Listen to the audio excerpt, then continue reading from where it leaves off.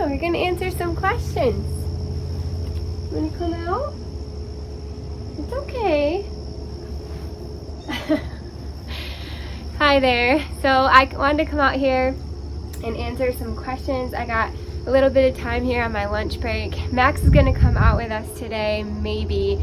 Today is the garbage day and the recycle day, so those two big loud trucks have been around and he's already been a little bit skittish of coming out here. I'm trying to get him a little bit more used to the different sounds of the outside, so I have him on the harness. But what he'll do is he'll probably just go right underneath this grass here and hide. That's what he usually likes to do. But it's okay, buddy. Come on. So anyway, I brought my computer and some coffee. We're just gonna jump right into the questions, and there are quite a few questions. I'll go through as quick as I can, and then I'll probably just skip over the duplicate questions. So let's jump right in. I think we ended off with Dixie Dandy 1496 asked, what is the cute little lollipop blue tree by your front door? That is a globe blue spruce tree. Judy Johnson, she says, you have a little bit of heaven on earth there. I have a question about overwintering heucheras in pots. Do you put them in the shed or somewhere, or just leave them outside all winter long in the pots? I leave them outside all winter long. So I pretty much just, it's okay. It's all right. It's the mail lady.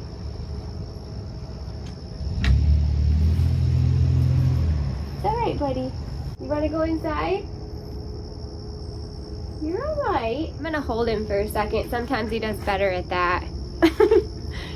Yeah, just the little tiny like mailman truck that came by. He gets skittish. So Judy Johnson, my heuchera, I literally just leave them in the pot. I put them kind of up close to my house so they have some sort of protection from like the wind and all that kind of stuff. I also put them out somewhere where they can get moisture from the snow all season long so they don't completely dry up. Same goes for my Hasta. I did notice a couple questions about how I overwinter Hasta. Same goes for that. Up close to my house, but also somewhere where they can get moisture from the snow. Let's see. Mary Ann Roughhaven says, thank you for the tour. You're welcome. I have been trying to figure out the path that the sun takes over your property. What direction does your front door face? So my front door kind of faces, I'd say, southwest. So the sun kind of comes up from the northeast end of the gully and then goes over to the farmer's field over there. So that's kind of the way it goes. It kind of goes on a diagonal across my property. Catherine Bates 4821 says, beautiful gardens, what is the name of the grass near your porch, and is it a perennial? So the grass near my porch, I'm assuming you mean the fountain grass. I've got 2 fountain grass that anchor each side of my porch here, and then I have 3 fountain grass that are a little bit smaller variety called piglet, and those are over kind of in between my glow blue spruce and my dappled willow tree.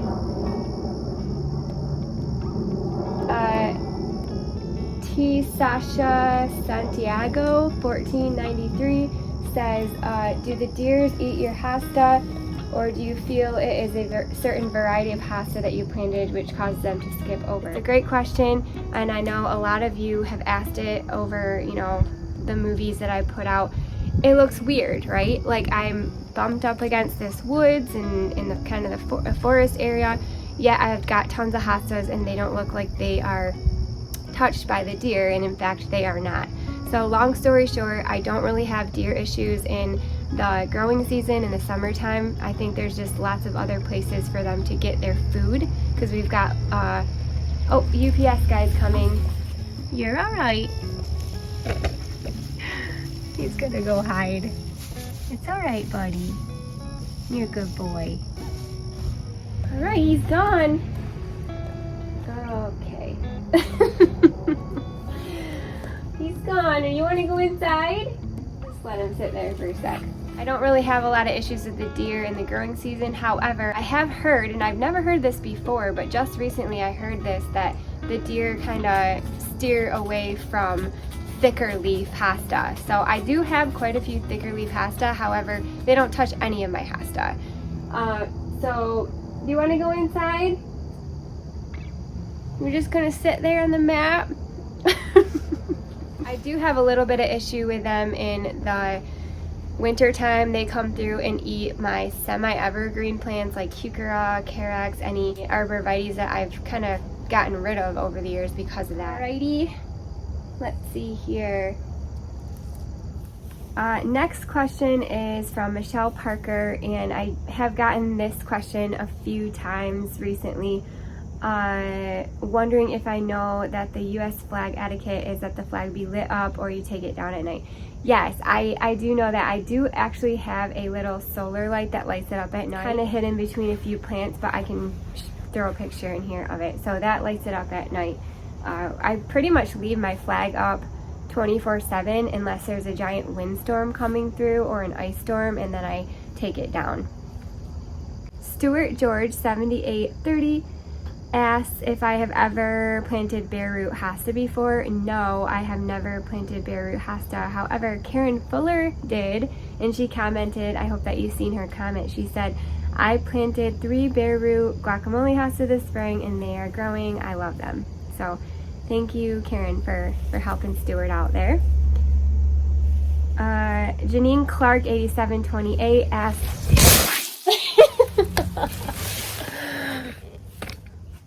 Max, what are you doing? You knocking over my camera? Janine Clark 8728 asks, do you have praying hands hosta? If so, do you remember where you got them? I do have praying hands hosta, and I believe I got them from Home Depot about 3 years ago. I don't think they put on hardly any growth since I got them. Let me get that out of the way there. I don't think they put on hardly any growth since I got them, but they're still kind of cool. Mindy's Place says, wow, I wonder how many plants you have all together. I don't know, Mindy. That's a good question. Maybe I'll go on a wild goose chase and count them all one of these days. Alright, well, as you can see, I had to take Max inside. A truck drove by and he got scared, so now he's inside. He'll probably keep scratching on the door because he'll want to come back out, but he's going to stay in there for a minute. Anyway, so user CS8 with some numbers behind it says, I'm wanting to start my own gully garden. Would you suggest just tearing out the undergrowth with a shovel, or would you put down cardboard and add new soil over it? You just want to get going with a bunch of hosta at Meijer. Yes, so number one, I would definitely check out the deals at Meijer. They don't have much product left and everything has been 50% off now for a couple weeks. So I would definitely get in there and check out what's left. So personally, I've never actually used the cardboard method, except for this year I did throw like 3 pieces of cardboard down on a giant chunk of poison ivy in my back, but that's the only time I've ever actually used cardboard. I go in with a shovel and I just dig stuff out. I feel like doing it that way is, in my opinion, it's more of like an automatic result, because I like to be able to just clean everything out, have a fresh slab of soil, and not have to worry about waiting for the cardboard to decompose after a while. However, like I said, I've never actually used the cardboard method, so I can't really speak to that. So I just love doing it with my shovel and going to town. Another question about overwintering plants that we touched on already. Fun Free Garden says, I'm a beginner on hosta. How much water, and are they part sun plants? All the ones I planted are not growing or they're roasting. So just a general rule on hosta, they love shade and they love water. Depending on what zone you are in, you can put them in part sun or sun, and some varieties will tolerate a little bit of the sun. I'm in a zone 4 or 5, so our heat and sun isn't as harsh here. and so I can get away with putting them in the sun. So I would say if they aren't growing, they're probably not getting enough water, and if they look like they're roasted, then they're probably getting too much sun for your zone. All right, so the next question is from MFM1981, and you are asking if I can make a list of Hasta that perform all right in the full sun. Just a general rule around Hasta and sun. So usually the lighter green-leafed ones or the chartreusey green leaves, Hasta can tolerate a little bit more sun than the darker leaf ones. Frozen Margarita, Stained Glass, Sum and Substance, August Moon, Fragrant Bouquet, Gold Standard. I also want to mention the zone situation. So if you're living in the south, which I can't really speak to gardening in the south because I have no clue how it's done. I live in mid-Michigan, zone 4 or 5. But if you're down in the south, I don't even know if anyone can plant a Hasta in the full sun down there. I don't think it can be done because of the intensity of the sun and the heat down there. So there's a lot of factors that go into it, but it is fun to kind of test it out. Cherry Greer 9884 asks, could you please do a heuchera tour? I just started collecting them for my gardens. Thank you. Yeah, that's a great idea. We could do a heuchera tour. I tend to stick to kind of the same varieties, so I don't have a ton of different varieties as I do Hasta, obviously, but we could totally do a heuchera tour, and then I could also tell you what heucheras do well for me, which ones do better in sun as opposed to shade, and which ones haven't come back for me and that I will never buy again. But yeah, that's a great question. We can do that. Marsha Shacklack says, did you go around to all the other Hasta and say, you are my favorite too? Aw, I hate to hurt their feelings, LOL. No, I didn't do that, Marsha, but they know. They know how I feel about them. I mean, I've made a YouTube program about them, so I'm pretty sure they know. That's funny. Love Hand Doctor, I'm saying that right? We have had a wet summer, and guess what? My beacon impatiens have suffered from powdery mildew. Resistant but not foolproof. Oh no, I'm so sorry that happened to you. Yeah, so beacon impatiens, they were bred, I don't even know, maybe like 3 or 4 years ago, and they're supposed to be resistant to downy mildew is what an impatient typically gets. So I used to plant impatiens every year. Every year, about halfway through the season, they would get downy mildew and just completely die off until I discovered the beacons, and I've never had that issue before. I haven't even seen any signs of downy mildew on my beacons, so I'm really sorry that happened to you. That's not fun. But good to know that they are not foolproof for some areas. Susie Murillo 5758 asks, have you ever thought of a water feature? Yeah, I've thought of a water feature. I'm not really sure what kind yet, to be honest. I have a hard time keeping my bird baths clean, so I don't know if I necessarily want a fountain or a pond or anything like that, just because I don't want the extra hassle of keeping them clean. So yeah, I've got it kind of in the back of my mind. I just don't know what I want to do yet.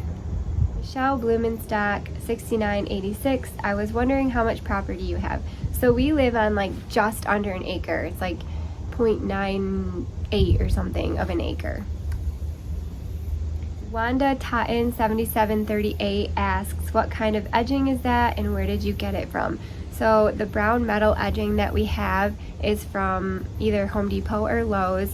The majority of it we bought like 7 years ago when we built our house, and it was less than half of the price that it is right now, believe it or not.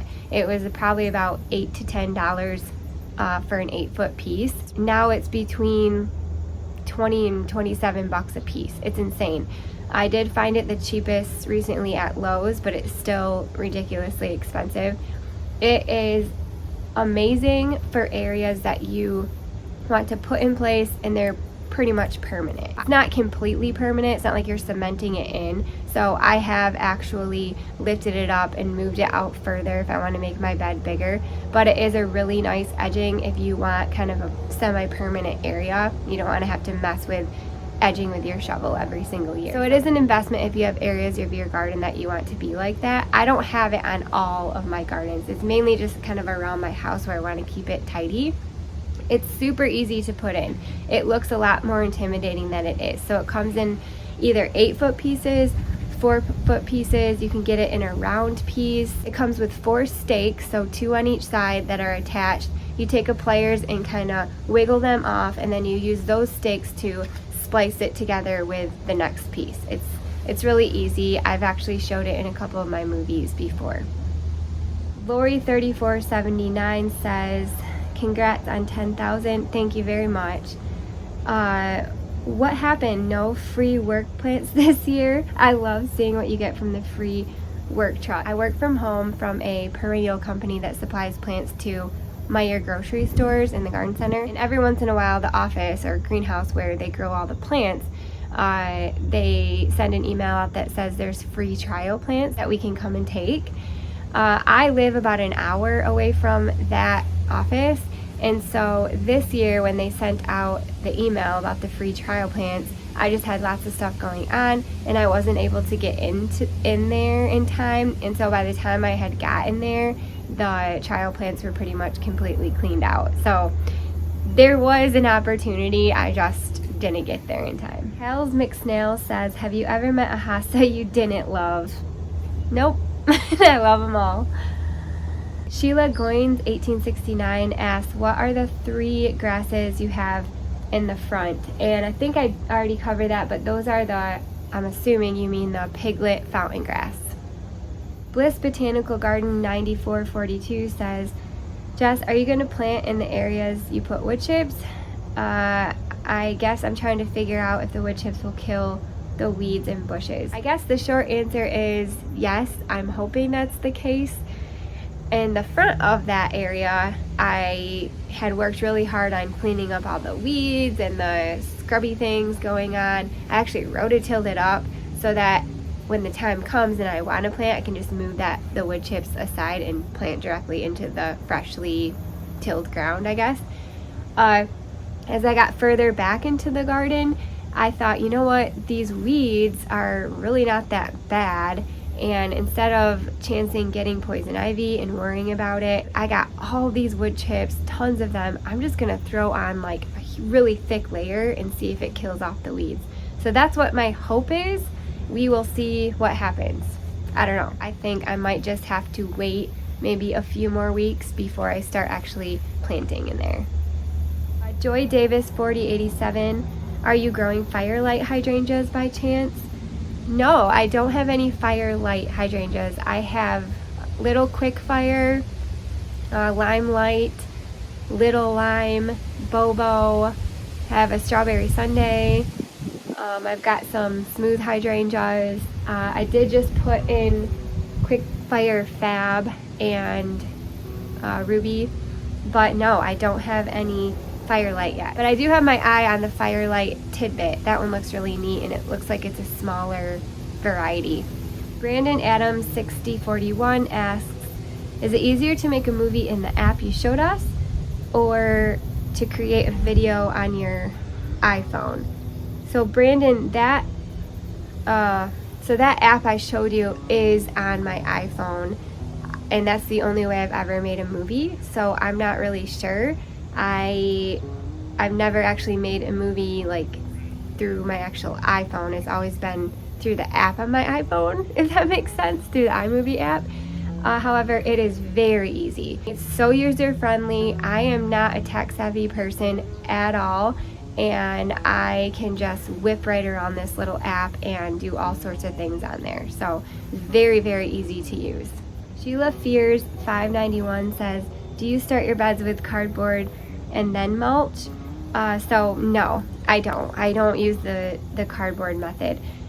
One of the reasons I haven't really used that cardboard method is because of the reasons I explained earlier, because I like to just dig right into the freshly tilled soil, but also because a lot of the times when I am digging out new garden beds, I'm digging out a sod area, and I don't want to waste that sod. My husband's worked really hard to grow our sod in our yard, and so I would rather repurpose that sod in another space. I'm a firm believer in using all the resources that you have available to you, and so I would rather repurpose that sod, maybe give it to somebody who needs it, patch up a spot in my yard that needs it, or use it alongside my forest to suppress weeds.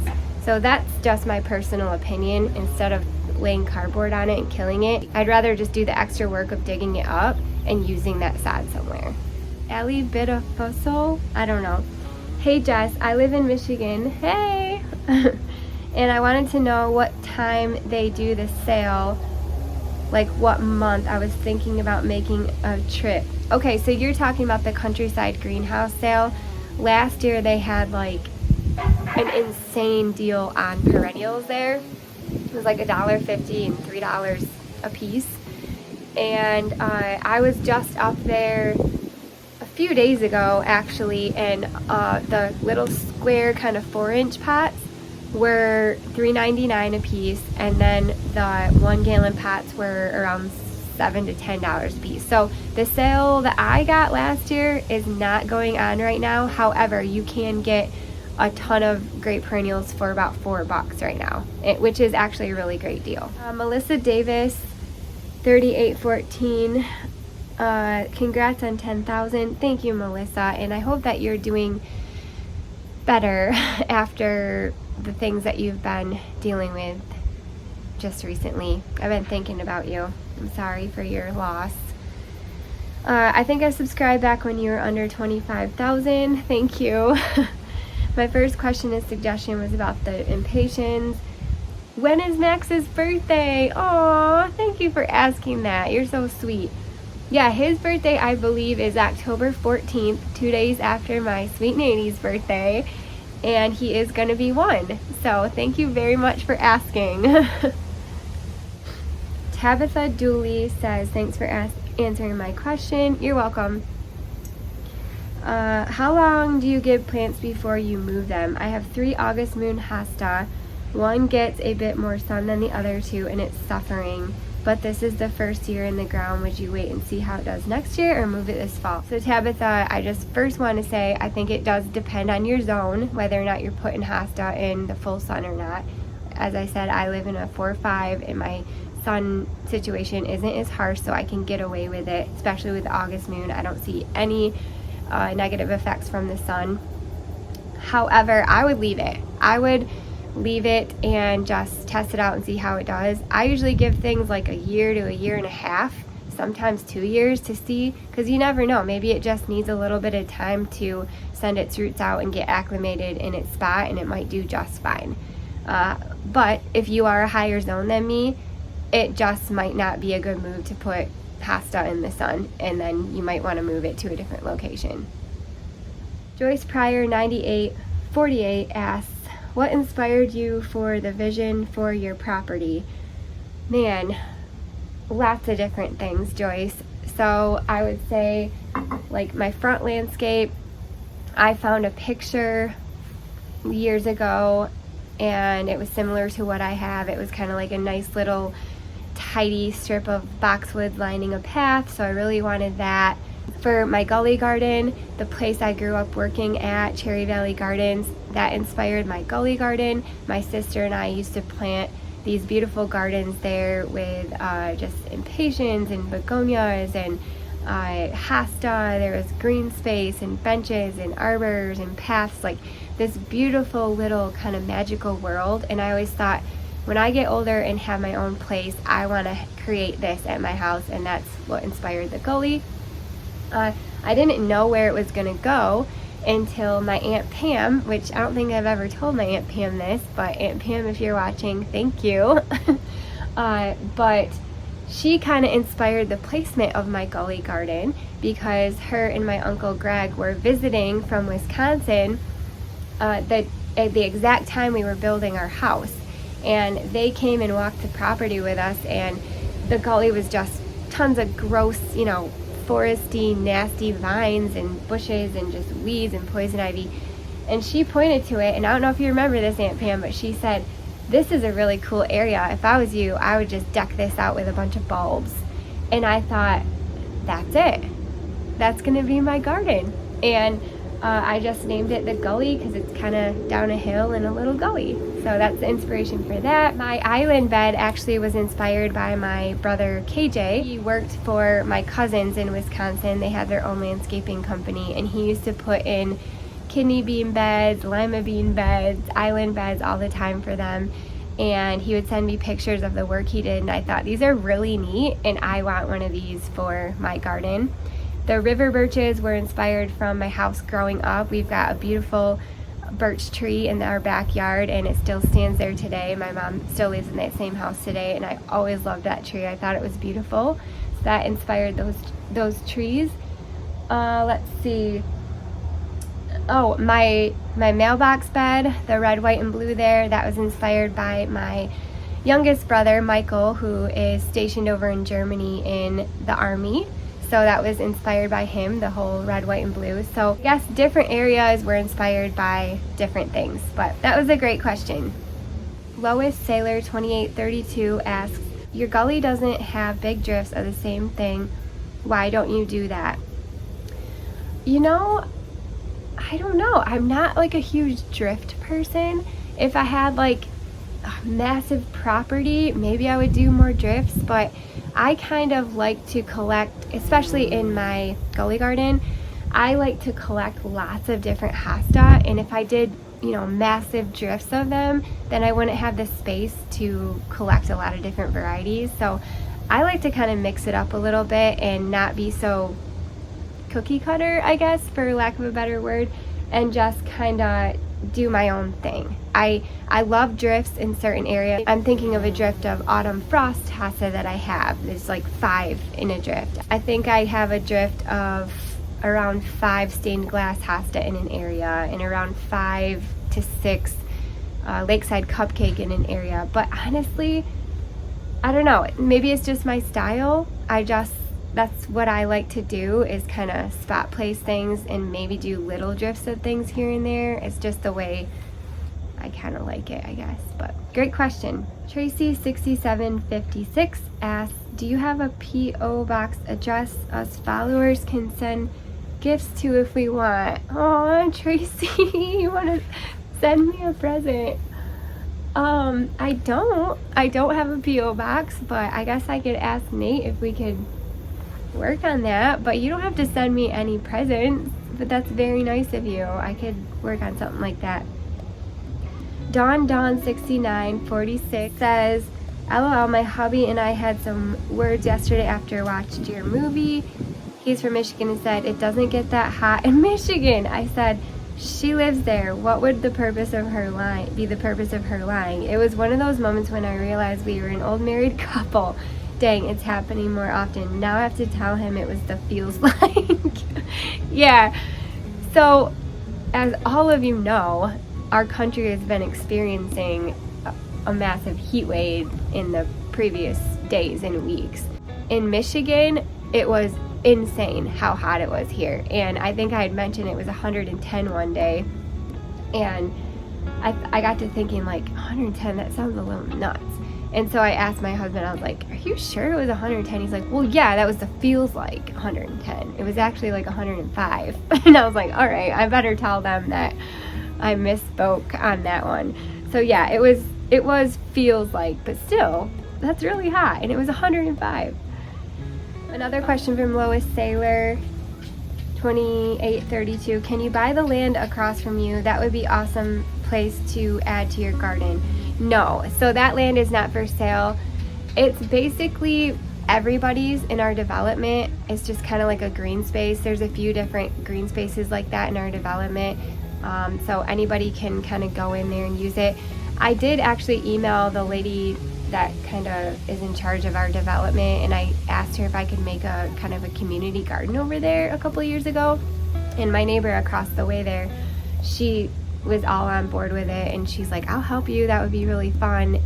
But I never got a response. Maybe sometime down the road I could get a little patch of it and turn it into a community garden. I think that'd be really fun to plant some like vegetables over there, some cut flowers. We get a lot of people going for walks down here, bike rides, there's tons of kids and activities, and So I think it would be a really cool thing to do a little community garden down there, but I just had to get that lady to email me back.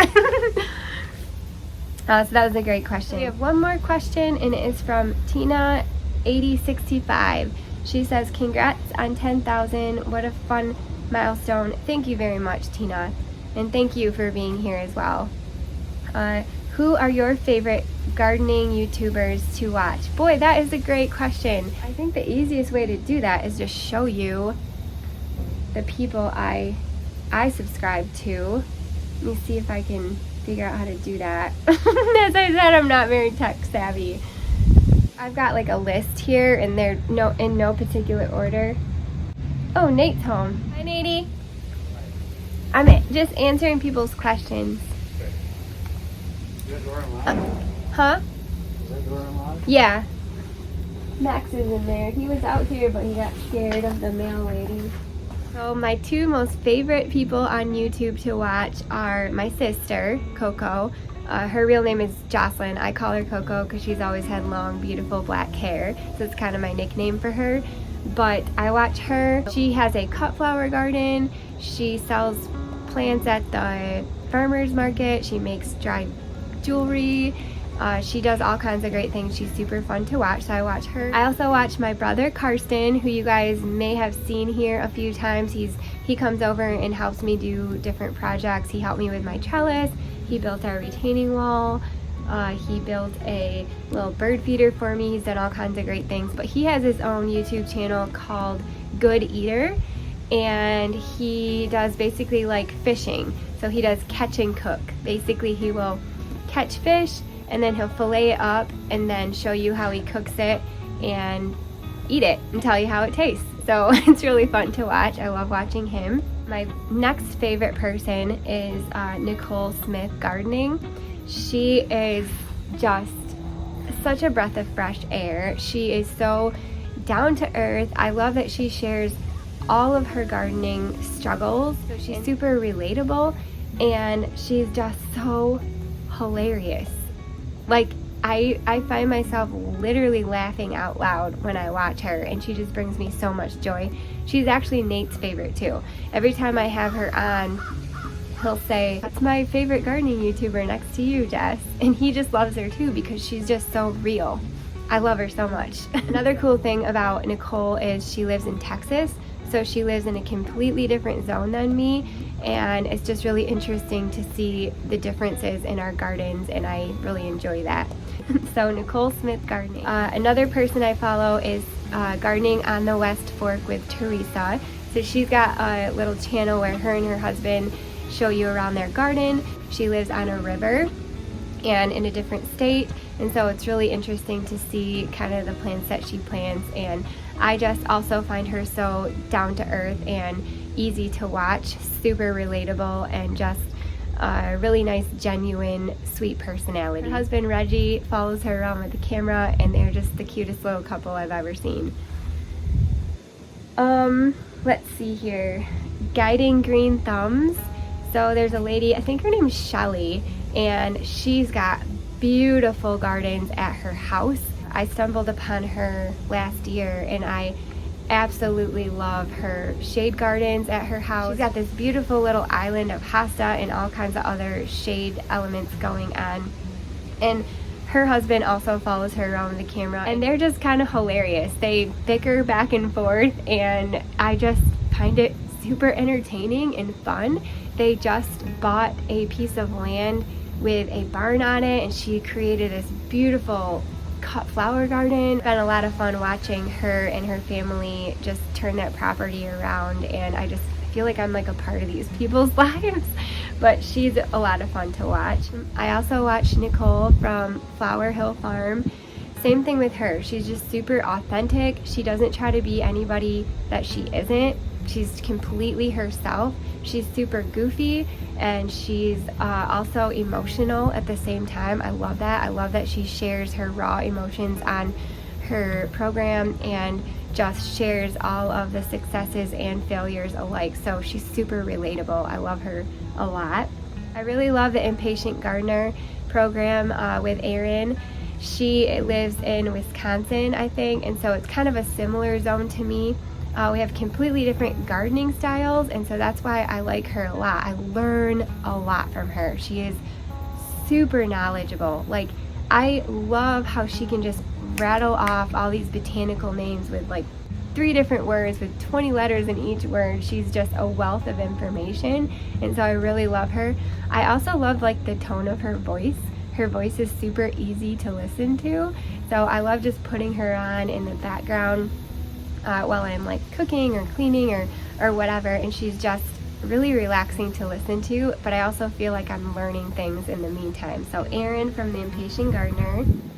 And another lady I like to watch is Bree, the plant lady, and she lives in North Carolina, but she used to live in Michigan, so I really like her a lot. I kind of discovered her last year as well, and she is also very knowledgeable. She does lots of things for her community. She has these open garden days where she sells plants and seeds from her garden, and I just really love watching her. Another great thing about her is she posts a movie almost every day, and so she kind of has me like hooked. Like every day I have to watch a movie from her.